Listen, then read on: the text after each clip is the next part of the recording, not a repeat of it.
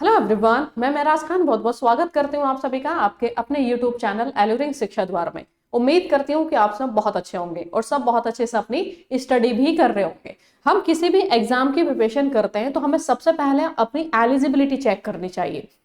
हम एग्जाम की प्रिपरेशन कर रहे हैं और पता चले बाद में कि हम इस एग्जाम के लिए एलिजिबल ही नहीं है तो बहुत खराब लगेगा और बहुत खराब लगता भी है। बहुत सारे बच्चे लास्ट ईयर भी मेरे से कांटेक्ट किए, ऐसे बहुत सारे स्टूडेंट मुझसे कांटेक्ट किए जिनकी स्टडी बहुत जबरदस्त थी, जिनकी प्रिपरेशन बहुत जबरदस्त थी। उनको लग रहा था कि इस बार उनका एंट्रेंस क्वालिफाई हो जाएगा और वो एमयू के एजुकेशन डिपार्टमेंट से बीएड कर पाएंगे, लेकिन बड़ा खराब लगा बाद में जब उनको पता चला कि वो एलिजिबल ही नहीं है। एक्चुअली उनकी एज ओवर हो गई थी। तो ये किसी के साथ ना हो कि मतलब आप प्रिपरेशन कर रहे हैं, आपने सारी तैयारी कर रखी है और बाद में पता चल रहा है कि आप फॉर्म ही नहीं भर पा रहे हैं। क्यों? क्योंकि आपकी एज ओवर हो गई। तो इसी पे मैं बात करने वाली हूँ इस वीडियो में। अगर आप एमयू बीएड की प्रिपरेशन कर रहे हैं तो लास्ट तक जरूर देखिएगा वीडियो। सबसे पहले तो यह है कि आपको आपके पास क्या होना चाहिए। अगर मैं इसकी बात करूं, एलिजिबिलिटी की बात करूं, हालांकि इससे पहले मैं बहुत सारी वीडियो में बता चुकी हूं, कई सारी वीडियो मेरी एमयू बीएड पे आ चुकी हैं, लेकिन फिर भी एक बार मैं बताऊंगी। इसमें एटलीस्ट आपके पास 50% मार्क्स होने चाहिए। बीए, बीएससी, बीकॉम या बीटेक, इस समय आपने क्या कर रखा हो, आपके पास कोई भी बैचलर डिग्री होनी चाहिए जिसमें आपका एटलीस्ट 50% मार्क्स होना चाहिए। क्लियर? उसके बाद में जो है इन्होंने technology with specialization science and mathematics with 55% marks, इन्होंने ये बोल रखा है। क्लियर? तो आपके पास ये 50% मार्क्स के साथ बीए, बीएससी, बीकॉम की डिग्री होनी चाहिए। और उसके बाद में इन्होंने जो है ये यहाँ पर नीचे इन्होंने लिखा है not more than 27 years on 1 जुलाई। ये सबसे इंपॉर्टेंट पॉइंट है। बीए मतलब ग्रेजुएशन की डिग्री तो सभी के पास होगी जो बीएड के लिए अप्लाई करेगा, है ना।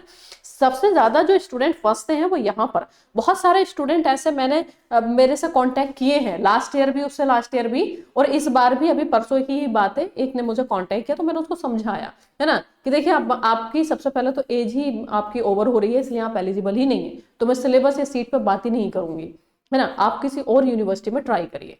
तो एमयू के लिए एलिजिबल ही नहीं है। तो यहाँ पर है 27 से आपकी एज ज्यादा नहीं होनी चाहिए। 27 ईयर्स से आपकी एज ज्यादा नहीं होनी चाहिए। और वो कब कब से काउंट करते हैं?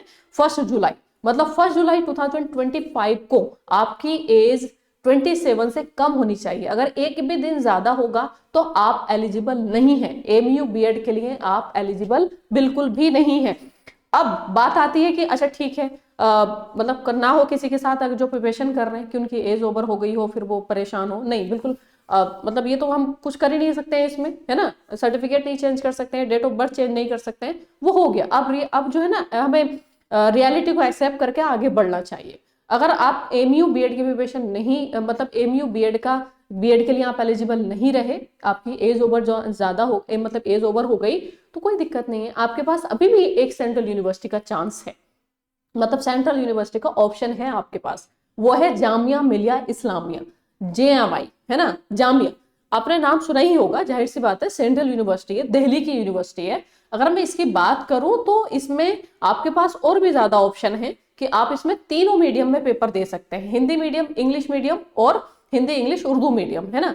इसमें जो सीट है 196 सीट है, मेरी इसमें डिटेल में वीडियो पड़ी हुई आप देख सकते हो। तो इसमें अराउंड 200 सीट है, तो आप आराम से इसका फॉर्म भर सकते हो। इसमें कोई भी एज लिमिट नहीं है। जामिया के बीएड में या डीएलएड में अभी तक कोई एज लिमिट नहीं है। एमयू में एज लिमिट है।